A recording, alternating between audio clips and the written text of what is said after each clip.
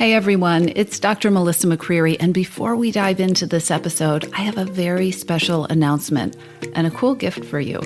If you are beyond ready to create freedom from overeating and from emotional eating in your own life, I have an amazing resource. I am offering a free 5-part workshop, and you're invited. You can attend online from anywhere in the world. There will be replays if you miss a session, and as I mentioned, it is absolutely free.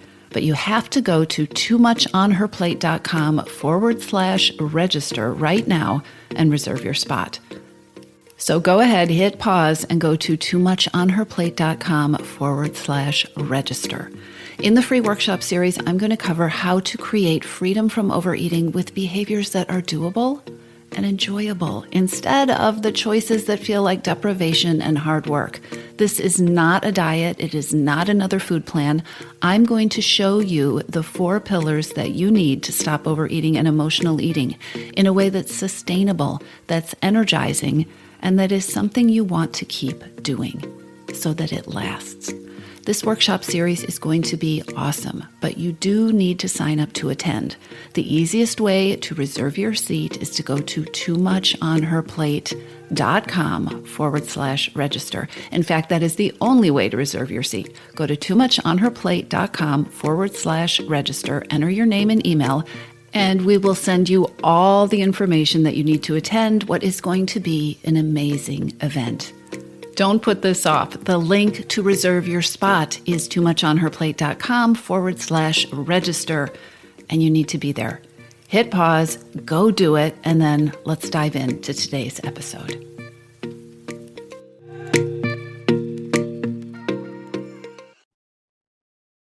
Hello, everybody. Welcome back to the podcast. And if you're new here, welcome. Today, I'm going to talk about a couple of concepts that seem so simple that a lot of people feel frustrated with themselves that they don't really connect with them or understand them. Today, I want to talk with you about hunger and fullness and how to listen to your body better. So let's talk about hunger and listening to your body. Some of the most vapid weight loss advice that also sounds incredibly common sense is eat when you're hungry and stop when you're full. In fact, I did a Google search on those terms, and there are whole articles written about eating when you're hungry, stopping when you're full, how I lost weight. I only ate when I was hungry. If you're somebody who overeats or binge eats or fights with emotional eating, I am sure you have thought about how lovely this whole setup would be to eat only when you're hungry and stop when you're full, when you're satisfied. I'm not actually sure how this is advice. I mean, every woman who has ever struggled with overeating knows that on some level, this makes good sense. And everyone who struggled with overeating has also probably beat themselves up because that's not what happens. Either you eat when you aren't hungry, or you overeat and you get too full, or you weren't even paying attention to those things when you ordered whatever you ordered off the menu, or you weren't paying attention to those things while you ate. It happens all the time. You might not even know when you're hungry anymore, or you may not have felt hunger in a very long time. If you have fought with overeating for a while, or if it feels like you've been on this hamster wheel with your relationship with food and with overeating and with your weight, then it is quite likely that you are out of touch with hunger and fullness, either a little bit or completely. And that can really get in the way when it comes to creating freedom from overeating. And it definitely gets in the way when it comes to creating a peaceful relationship with food. The idea of eating only when you're hungry and stopping when you are full may make sense, but deprivation thinking and diet mentality do not encourage us to be in touch with our bodies.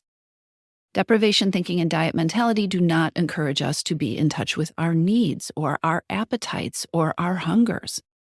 In fact, diet mentality imposes a set of rules and plans on you, right? Diet mentality gives you a set of rules or a food plan and says, this is what you should do. A diet plan is composed of externally decided shoulds. When you should eat, how much you should eat, when you should be hungry, when you shouldn't need to eat, when you should stop eating. Following a diet is the opposite of being connected to yourself, to your body, and to your own personal sense of hunger and of fullness. I can't tell you, well, I probably don't even need to tell you how many women tell me things like, well, I really shouldn't be hungry. I ate lunch an hour ago, or I should eat. I know I should eat. It's lunchtime, right? I can't tell you how many of us have learned to judge our hunger based on these rules that somebody else made up. Diet mentality teaches you to evaluate your needs, your hunger, from an outside perspective, from this place outside of you, based on a set of standards or rules or some plan that doesn't know you, that doesn't know your body, that doesn't know your hormone levels, that doesn't know what's happening in your day to day or what your activity level has been. This is not how bodies work. This is not how we tune into ourselves. This does not help us to be connected to our feelings or to our hunger. And guess what? If you don't know when you're hungry, you are going to have a very challenging time knowing when you're full or when you're satisfied. It all fits together. Our physical sensation of hunger and fullness, our need for food and fuel, this is something we learn from the inside. We learn it by paying attention to ourselves, by being inside our bodies.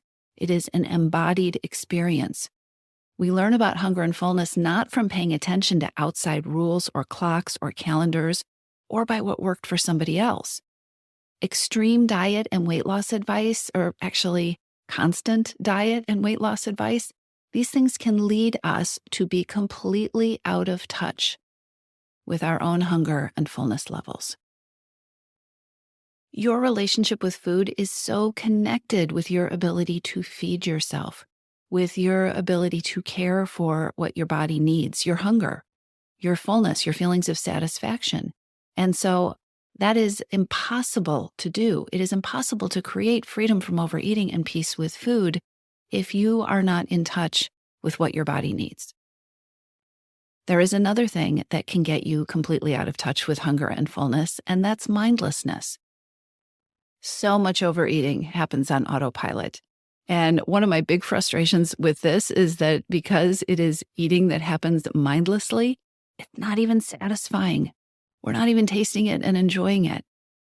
Mindless overeating is just a reaction. It's an automatic behavior. It's something we do without really paying attention, either because you're just used to reaching for food when you feel a certain way, or you're just used to filling your plate to the size that the plate allows you to, or you're just used to eating the portion that they bring you in the restaurant without really thinking about things, without really thinking about what you want, how much you want, without really thinking about what you need, without really thinking about what your body is feeling, without really thinking about, does this taste good? Automatic eating, mindless eating happens when you're not really thinking about how much of this thing will leave my body feeling good and full and satisfied. Mindless eating is not really thinking. It is not being aware of hunger and fullness. I hope you can see how important being tuned into your hunger and to your fullness and being able to pay attention to your level of satisfaction, how these things are important if you're working to create, if you want to feel freedom from overeating.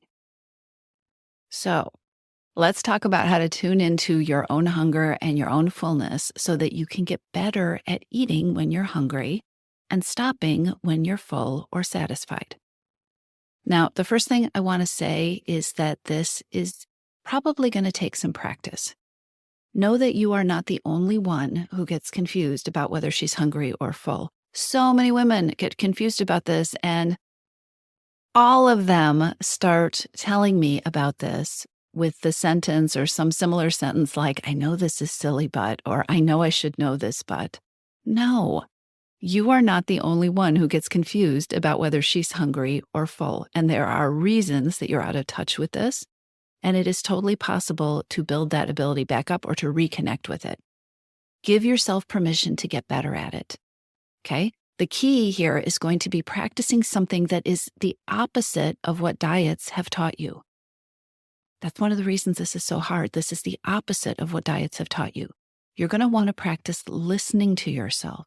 And with practice, you're going to learn about your own cues, your own signals that you have inside your body for when you're hungry and when you're satisfied. And it is going to take practice, but it is so worth it. One tool that can be really helpful is something called a hunger scale. This is something that we play with inside the Missing Piece program around hunger and fullness. You can play with this on your own. A hunger scale is just a rating scale that goes from 0, which would be absolutely empty, super hungry, goes from 0 to 10, which would be so stuffed that you are physically uncomfortable. You need to loosen your belt or loosen your pants. You can't get up off the couch. You are done for the night, right? You are so full. So you have a hunger scale from 0 to 10. The thing that is important here is that hunger happens on a spectrum, and so does fullness. So there is this spectrum of sensation from 0 to 10. But if you've been taught not to trust your own signals, you might experience hunger and fullness as two all or nothing feelings. So many women have learned to ignore their hunger. We don't think about this when we're talking about overeating, but so many women have learned to ignore their hunger because of diets and busyness and paying attention to other people's needs. As a side note, I was thinking about how when my kids were little, there were multiple times when I would be in the kitchen in the morning making everybody's lunches before they got out the door, and then I would get to work and I didn't have a lunch, right? It is so easy. We have so much conditioning around ignoring our needs and taking care of other people's that many women ignore their hunger until they get really, really hungry. When we're really hungry, it is hard to make good choices. When you don't eat all day and then you get home from work and you are starving and your blood sugar is low and you're exhausted and everybody else is tired and you're trying to shift gears into the next part of your day, it is a recipe for overeating or binging, which, think about it, you started off too hungry, and now there's this recipe for continuing to eat until you feel too full. Hunger and fullness are not just two things. They happen on a spectrum. So one practice that you can play around with is to expand your understanding of your own hunger and fullness and play with that whole range of 0 through 10. Practice rating your hunger and fullness on this scale, right? Practice paying attention to how empty am I? How hungry am I? How full am I? You likely are going to know just a couple of the numbers on the scale. Your numbers are going to vary, but maybe you'll know what a 4 is and what a 9 is. Very few people can fill in all 10 numbers on that scale. And by filling in the numbers on the scale, I mean being able to describe what it feels like for you when you are a 1 on the hunger scale. When you are so hungry, you are almost empty, right? Maybe you have a headache, or maybe you get kind of dizzy, or maybe when you're a 4, you start to feel a little off. And when you hit 2, you get hangry and you get frustrated with people. Very few people can fill in every single number on that scale in terms of what it feels like. If you want to get better at eating when you're hungry and stopping when you're full, this is a skill that you're going to want to practice. And you don't have to get super picky about it. You don't need to know every single number on the scale, but maybe every other number. Set a goal of knowing what a 2, a 4, a 6, and an 8 feel like inside your body. What are the signs? What are the symptoms? How do you recognize that you are starting to get hungry, or that you are starting to get full, or that maybe if you keep eating, you're going to feel overly full? Play with the hunger scale. See what comes up for you. Be curious about it. Be open to learning and be open to practicing and giving yourself some time.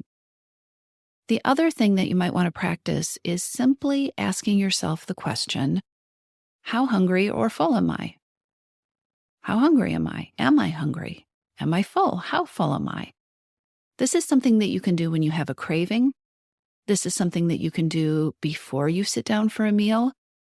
This is something you can practice doing when you pick up a menu in a restaurant, before you look at what looks good, you could start by asking yourself, what do I know about how much food would feel satisfying? How hungry am I? This is something you can play with by asking yourself when you're eating out in a restaurant, or if somebody else is serving up your plate for you, when the food arrives, before you start, how hungry am I? How filling does this look like it could be? Many of us have been conditioned to eat the food and the amount of food that gets set in front of us, that gets decided for us. But just because a full plate of pasta arrives or a big piece of pie gets set down in front of you, this doesn't mean that that is the amount of food that your body needs, or even the amount of food that you want. Learn to practice asking yourself, what do I need right now? What is my hunger level? What is my fullness level? Am I full? Am I satisfied? Experiment, literally experiment with putting your fork down or putting the food down a few times while you're eating, and just being curious. Am I hungry? Am I satisfied? Am I getting close to being satisfied? Getting in touch with hunger and fullness from the inside out and unmooring yourself from those old diet rules about whether you should be hungry and when you should be hungry, it takes practice. Give yourself space. Give yourself grace. Design an experiment that you can conduct. Give yourself the next week and design an experiment around hunger and fullness. What could that look like? Well, you could designate some times during the day, periodic times when you are going to check in with yourself and ask that question, how hungry or how full am I? Maybe you're going to use the hunger scale, put a number to it. I'm a 2, I'm a 7. Set some reminders to help you remember that you are going to do this experiment, because you're human and because you probably have a lot of condition in thinking about your hunger the old way from the outside looking in. So decide when you're going to check in with yourself, set some reminders, and give yourself permission to not be a perfectionist about this, to not make it all or nothing, to not have to get 100% or an A+, whatever that is, to not be so tuned in or good at this at first. Practice learning more about you. Practice learning more about your hunger and your fullness. And then keep track of what you learn when you ditch other people's rules, because that's what the old way is. When you ditch the old diet mentality and you tune in to your own hunger and your fullness. And when you learn more about what it feels like to eat when you're hungry and stop when you're satisfied. I'll talk to you soon. Have you gone to toomuchonherplate.com/register yet and reserved a place in my upcoming 5-day workshop? If you're finding this podcast helpful, you absolutely need to reserve a seat. The Freedom from Overeating workshop series for smart, busy women takes place online August 7th through 11th, and you want to be there. Over the course of 5 days, less than an hour each day, I'm going to be teaching you the 4-step approach to ending overeating, the one that no one has ever taught you, so that you can stop overeating and emotional eating without the guilt, without superhuman levels of willpower, without feeling deprived, and so you can feel confident and empowered about making changes that last. Grab the link to join me in the show notes, or better yet, go to toomuchonherplate.com/register now and reserve your spot.